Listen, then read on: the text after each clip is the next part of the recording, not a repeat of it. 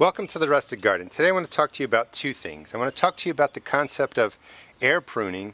It's been going around a lot on the internet and YouTube videos, and people have been asking me, what is air pruning? Does it make a difference? Does it really work? I've not used it before, so I researched it to figure out, how you do it, what it means, and let me just tell you real quickly, it's really about a root system coming out and hitting air, and when it hits air, the root tip dries, it dies off, it prunes itself, and it creates secondary root systems that in theory make a bushier, healthier root system for the plant to really take in more nutrients and more water. So therefore it helps the plant grow to size.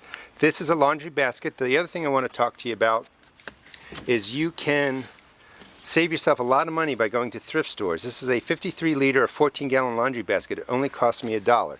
And it's perfect for the air pruning concept because the container needs to have air coming into the growing medium so that the root tips dry out.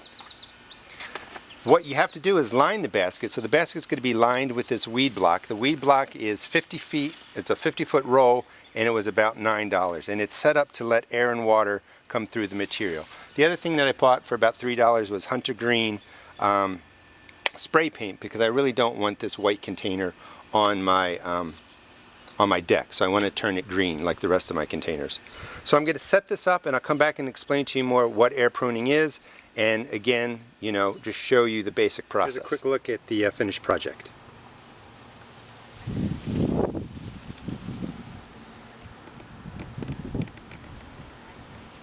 Alright, I spray painted my container. I set up the weed block inside the container and filled it with my container soil, which I have videos on it. It's about 50% peat moss, 50% plain old topsoil. I do throw in some of my general earth soil that's around here in the garden. But it has about 50% peat moss, which is really important because that retains water. And whenever you contain your garden, you want a container soil that just has a lot of organic matter in it. I also put in, I don't know, maybe 4 or 5 tablespoons of fertilizer in here and just kind of mixed it in. So to set up the container, and again, we're talking about air pruning and a cheap way that you can make containers. So I lined the laundry basket with the weed block, and I just went and I cut around it, and this is what you're left with after you cut it off. I'm going to take this, tuck it under, and I'll be putting mulch on top of here. But you can see that the weed block is filled in the holes, into the gaps in the container, and this is the principle of air pruning.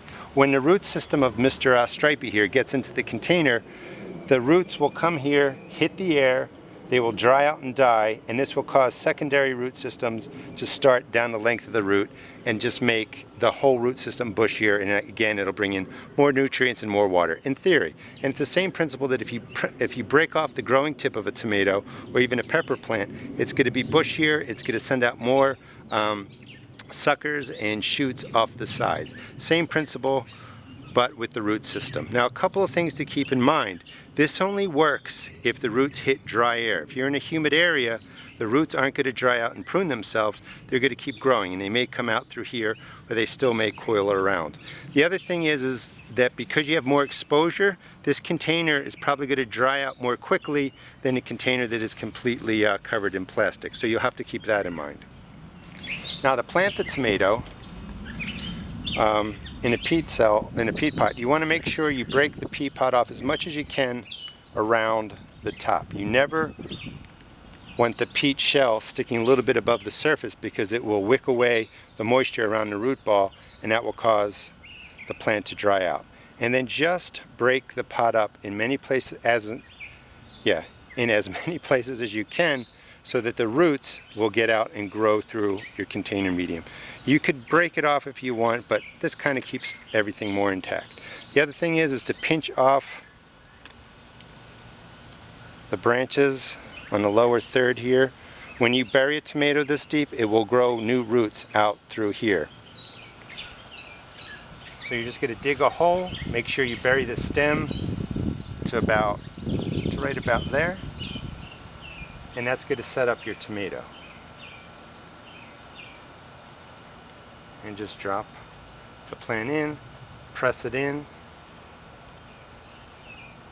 and we have our experiment starting. So even if air pruning really doesn't make a difference, this container, again, the laundry basket was $1, The weed block for 50 feet was $9, and I used, I don't know, I used 2 pieces, maybe 8 feet, and then I spray painted this. The spray paint was $3. So probably altogether, the material to make this was about $3. So you can make a 14-gallon container for your container vegetables really in an inexpensive way if you repurpose material from a thrift store. And again, I also use these little clips, which are valuable in a garden, to hold the weed block down, so when I put in the dirt, it stayed nice and tight.